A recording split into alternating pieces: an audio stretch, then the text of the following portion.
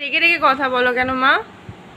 কি শরীরটা ভালো নেই, চিরুনি ফিরুনি এক জায়গা থেকে আরেক জায়গা।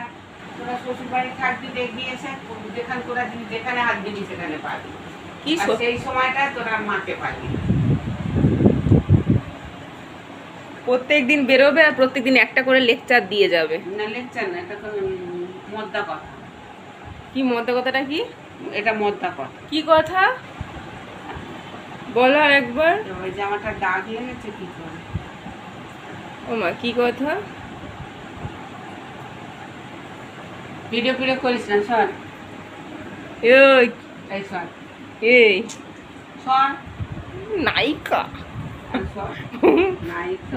বাংলাদেশের নায়িকা, বরিশালের নায়িকা। ওটা ব্যাগ দে চিরুনি বার করে দে। চিরুনি ও কোথায় রেখে দিয়েছে? বাথরুমে রেখে চিরুনি দিয়েছে রাখতে পরিষ্কার চায় না, করার চায় না। জন্য।